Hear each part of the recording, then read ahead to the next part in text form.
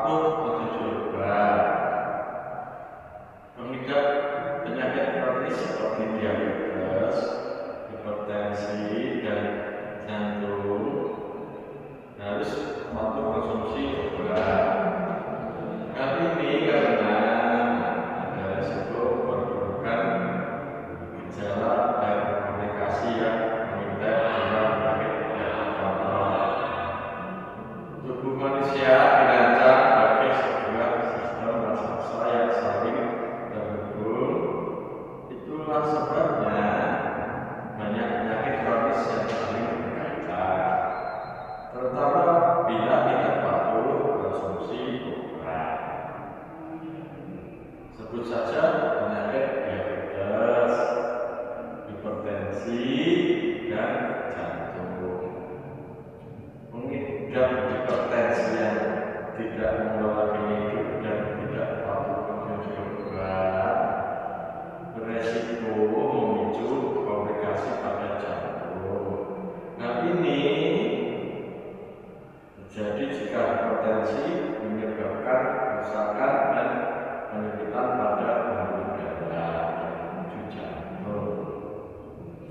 Kondisi ini disebut penyakit arteri koroner. Diabetes pun demikian Bapak Ibu. Bila penderitaannya tidak menjalani pengobatan dengan baik dan mengubah gaya hidup, agar gula darah tinggi bisa menyebabkan risiko penyakit jantung. Hal ini karena kadar gula darah tinggi dapat merusak pembuluh darah, kemudian memicu serangan jantung. Jadi, Bapak Ibu sekalian, klaimnya penderita diabetes maupun hipertensi menjalani pengobatan dengan baik dan bisa berubah gaya hidup. Pengelolaan obat penderita diabetes mellitus dan hipertensi harus sesuai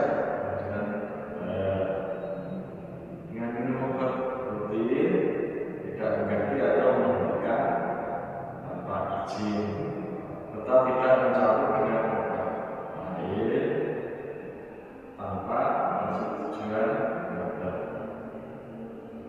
Konsultasi ke dokter guru atau yang kesehatan agar pengobatan berjalan dengan baik dan sesuai kondisi pasien.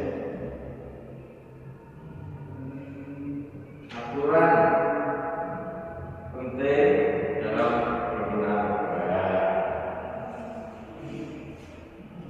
Patuhi jadwal dan dosis.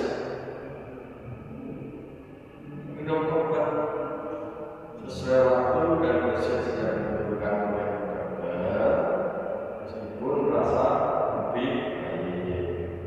Jadi, minum obat sesuai jadwal dan dosis yang ditentukan oleh Bapak Ibu.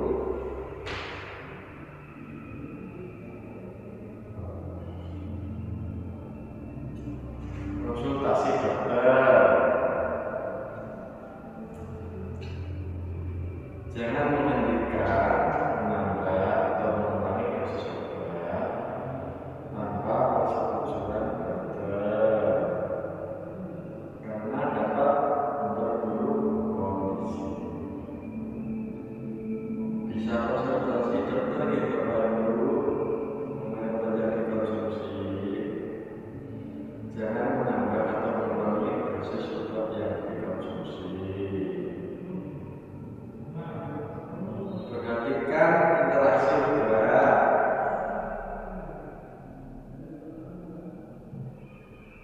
Beritahu dokter jika mengkonsumsi obat bebas resep atau yang berat, karena bisa terjadi interaksi yang tidak diinginkan. Jangan mengkonsumsi obat berat di Bapak Ibu. Soalnya kenapa? Bapak Ibu kan kita tidak tahu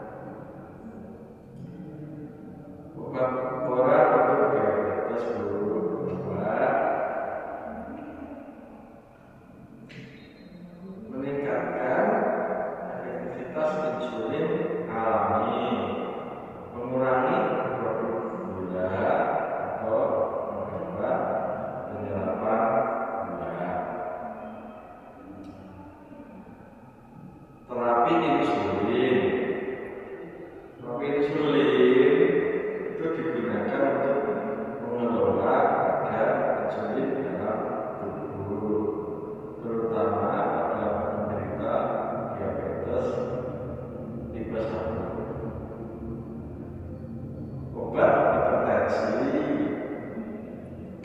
hipertensi bekerja dengan menurunkan tekanan darah, misalnya golongan kalsium channel blockers atau disingkat CCB, dan angiotensin reseptor blockers atau disingkat AMP. Konsultasi tanyakan langsung pada dokter mengenai obat yang aman.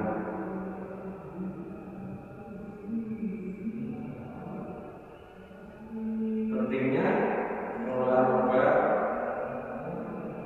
kaitannya penyakit diabetes ini terus dan hipertensi sering berkaitan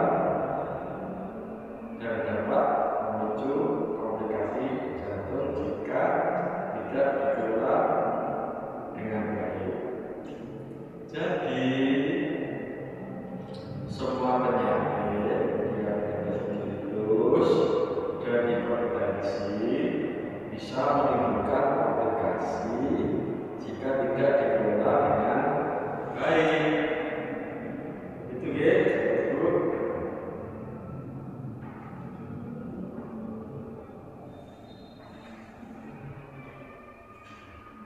Peran gaya hidup. Selain obat, perubahan pola makan dalam kurun itu tinggi serat rendah dan rutin berolahraga juga penting untuk mengontrol penyakit. Rutin olahraga ya Bapak Ibu, misalkan dengan santai waktu pagi hari minimal 20 sampai 50.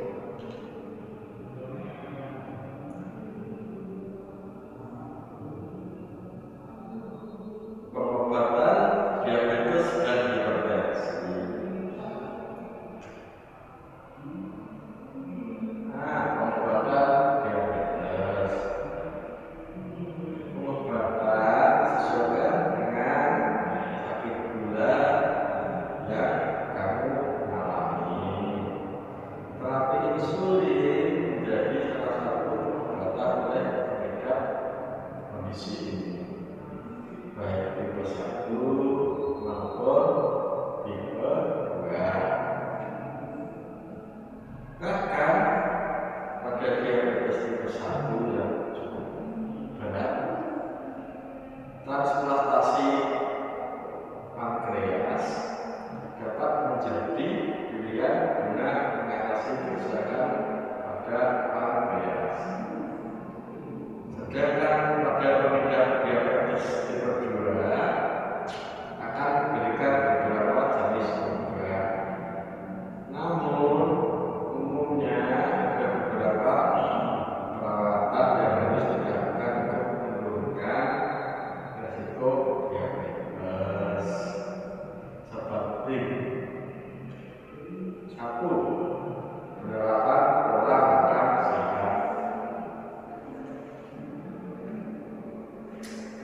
Jika Bapak Ibu mengalami penyakit diabetes, sebaiknya atur kembali pola makan yang sehat.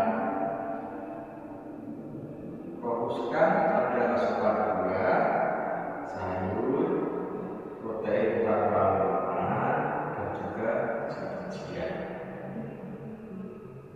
Tidak hanya itu,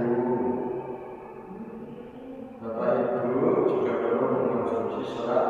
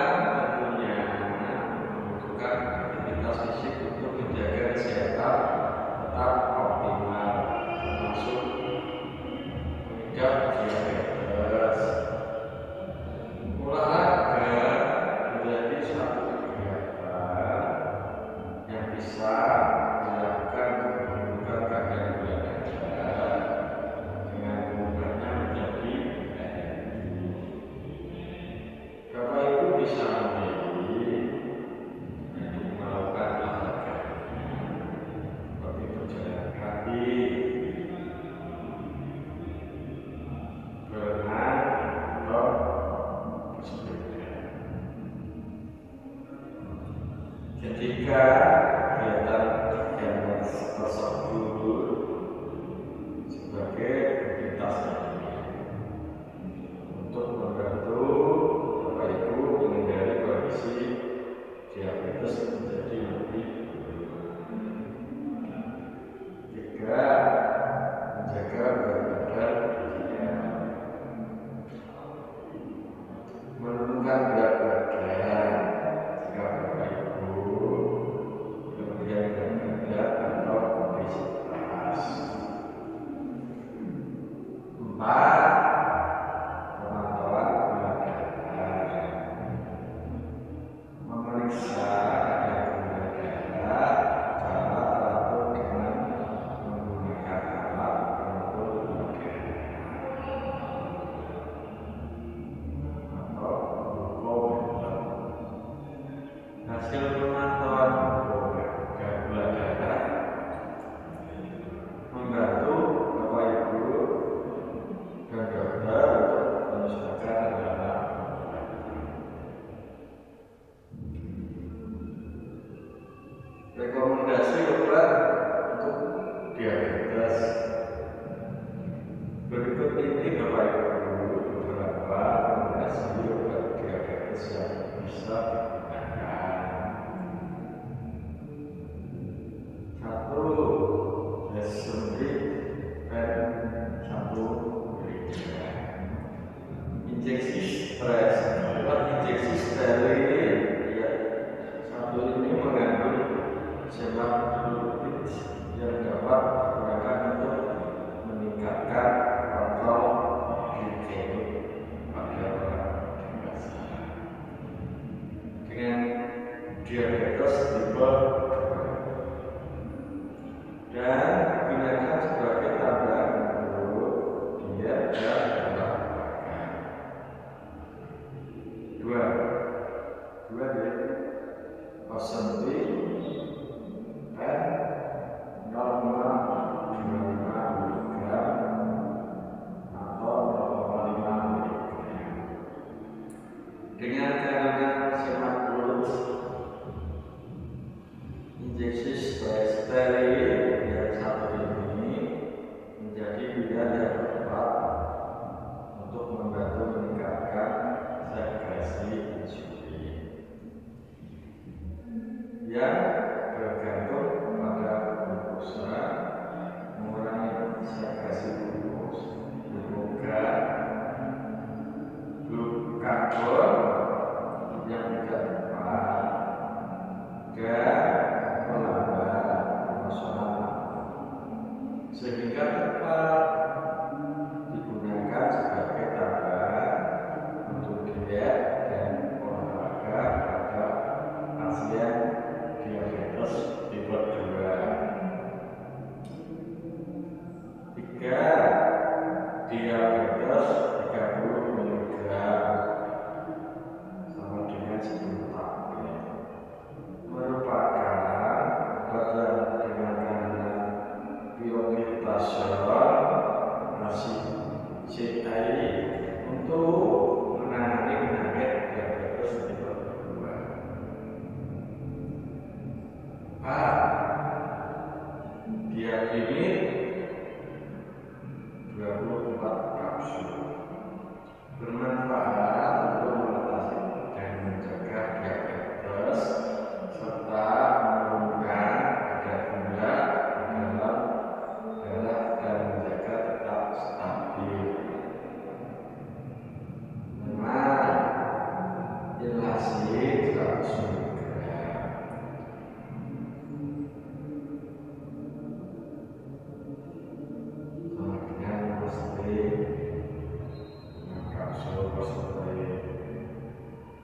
Mengandung kombinasi Labistronias besar dan cinnamon berwangi untuk membantu menurunkan kadar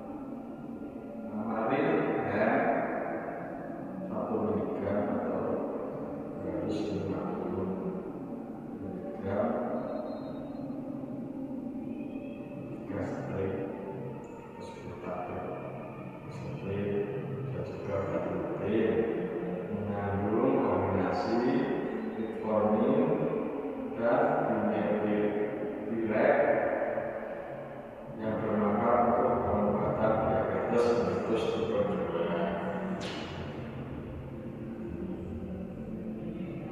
Pencegahan diabetes, meskipun faktor-faktor resiko seperti riwayat keluarga dan tidak dapat diubah, tapi ada faktor resiko lain yang dapat dicegah sedari dini melalui penerapan hidup sehat.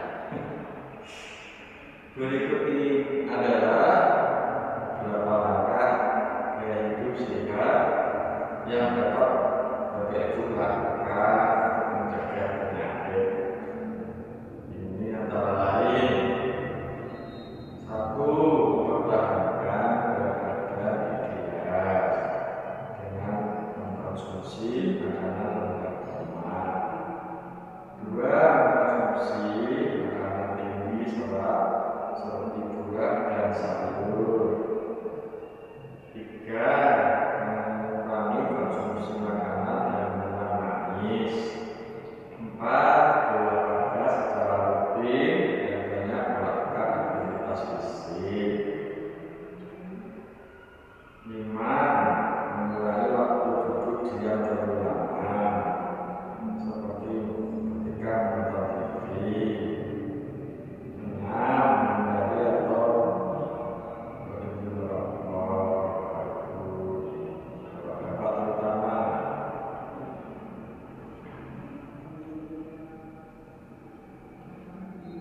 Bisa juga perawatan diabetes secara mandiri di rumah ya Bapak Ibu. Dengan cara apa? Mengatur ulang pola makan penting sebagai bagian dari perawatan diabetes. Sebenarnya tidak ada biaya khusus. Penyakit diabetes hanya perlu merencanakan makanan sehat yang dapat membantu mengontrol berat badan. Jadi, pengidap diabetes harus makan makanan tersebut dalam jumlah sedemikian dan berpegang teguh pada waktu makan yang teratur. Secara keseluruhan, utama makan sehat untuk pengidap diabetes harus kaya nutrisi serta lemak dan kalori. Olahraga juga kalah penting Bapak Ibu. Bagi pengidap diabetes, olahraga rutin sangat penting. Berolahraga dapat membantu mengurangi lemak tubuh, meningkatkan massa otot, meningkatkan keseimbangan stres, dan bahkan dapat mengurangi kebutuhan akan insulin suntik. Berikut ini beberapa olahraga yang direkomendasikan Bapak Ibu. 1. Jalan-jalan santai. Jika Bapak Ibu tidak memiliki rutinitas olahraga sebelumnya, mulailah dengan jalan-jalan kaki santai selama 30 menit per harinya. 2. Latihan beban.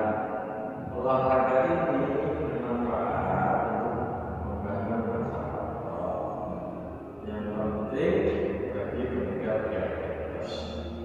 Kehilangan massa otot dapat membuat tubuh lebih sulit untuk mempertahankan kadar gula darah. 3. Olahraga yoga. Jenis olahraga ini dapat membantu mengurangi stres dan mengelola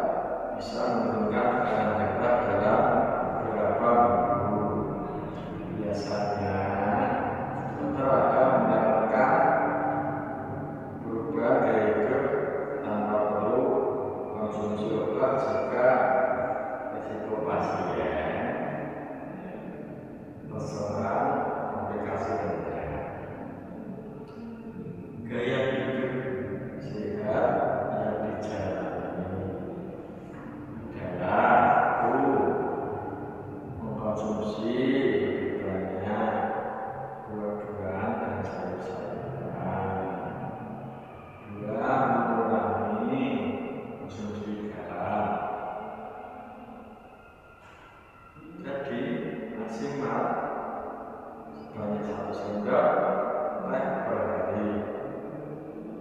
3. Banyak aktivitas fisik dan rutin berolahraga. 4. Menurunkan berat badan berlebih dan menjaga berat badan ideal. 5. Menghentikan kebiasaan merokok. 6. Menghindari atau mengurangi konsumsi minuman beralkohol. 7. Mengurangi konsumsi minuman berkafein, seperti minum kopi, teh, atau minuman bersoda. 8. Melakukan terapi relaksasi untuk mengelola stres seperti olahraga yoga atau meditasi. Penggunaan obat-obatan untuk hipertensi. Pada beberapa kasus penderita hipertensi harus mengkonsumsi obat menurun tekanan darah dalam jangka panjang atau seumur hidup. Dokter dapat menurunkan dosis atau memberikan pengobatan jika tekanan darah pasien sudah terkendali melalui perubahan gaya hidup. Dokter akan meresepkan obat darah tinggi, antihipertensi pada pasien yang tekanan darahnya lebih dari 140 per 90 mmHg dan berisiko terserang komplikasi. Beberapa jenis obat yang sering digunakan untuk menangani hipertensi. 1. Diuretik seperti hidroklorotiazida atau indapamide. 2. Antagonis kalsium seperti amlodipine dan nifedipine. 3. Penghambat beta seperti carvedilol, atenolol, dan bisoprolol. 4. Penghambat alfa seperti reserpine. Estin inhibitor. 5. Seperti kaptoplen dan ranitidine. 6. Diuretik hemat kalsium seperti spironolactone. 7.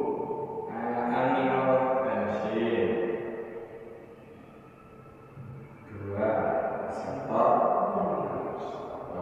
disingkat ARD seperti irbesartan, losartan, etrosartan, dan valsartan. 8. Menghambat renin seperti amitriptyline. 9. Vasodilator seperti minoxidil atau morfin. Selain itu, beberapa obat hipertensi juga merupakan gabungan dari beberapa jenis obat di atas. Contohnya ada irbesartan, amlodipine. Biasanya obat kombinasi digunakan jika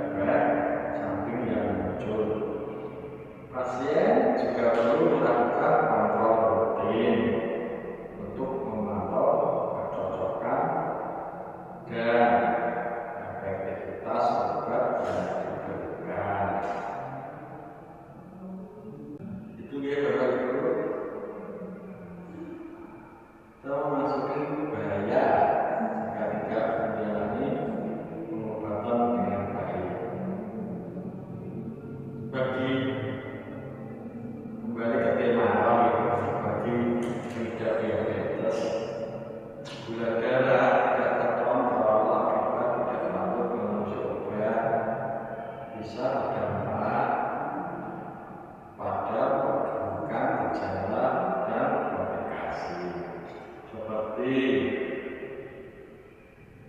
satu, neuropati. Kondisi ini menyebabkan sinyal saraf tidak dapat berjalan dengan baik sehingga muncul gejala seperti nyeri, mati rasa, kesemutan, kram, pelemahan pada otot hingga gangguan fungsi organ tubuh. Dua, menyebabkan penyakit jantung. Tiga, gangguan mata, misalnya pada glaukom. Empat, infeksi pada kulit, misalnya luka tersebut sembuh dalam kondisi gatal-gatal. Lima, gangguan pada ginjal, sama seperti diabetes, hipertensi yang tidak terkontrol juga dapat menyebabkan komplikasi serius seperti satu, masalah kardiovaskular seperti penyakit jantung dan pembuluh darah. Dua, masalah pada otak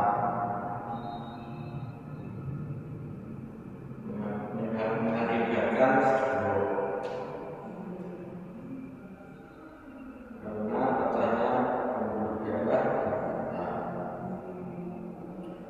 Bila pecahnya di jantung, bisa serangan jantung. Tiga, kerusakan pada mata. Empat, gangguan pada ginjal. Lima, sindrom metabolik. Sindrom metabolik apa Bapak Ibu? Sindrom metabolik itu adalah sekumpulan gangguan yang meningkatkan resiko penyakit jantung, stroke, dan diabetes tipe 2, termasuk obesitas perut, tekanan darah tinggi, gula darah tinggi, trigliserida tinggi, dan kolesterol HDL rendah. Kondisi ini seringkali tidak memiliki gejala spesifik pada tahap awal, tetapi dapat menyebabkan perut buncit, sering merasa haus, sering buang air kecil, mudah lelah, dan sakit kepala. Diagnosis dilakukan berdasarkan 3 dari 5 kriteria seperti lingkar-lingkar yang besar, tekanan darah yang tinggi, kadar trigliserida tinggi, kadar HDL rendah, dan gula darah puasa tinggi. Nah, menyebabkan disfungsi seksual.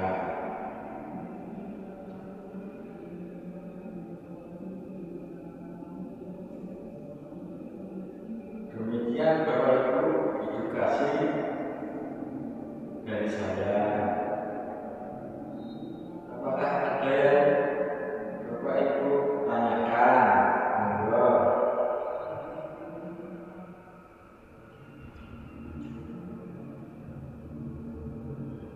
Baik, bila tidak ada yang ditanyakan, saya akhiri edukasi dari saya Bapak Ibu.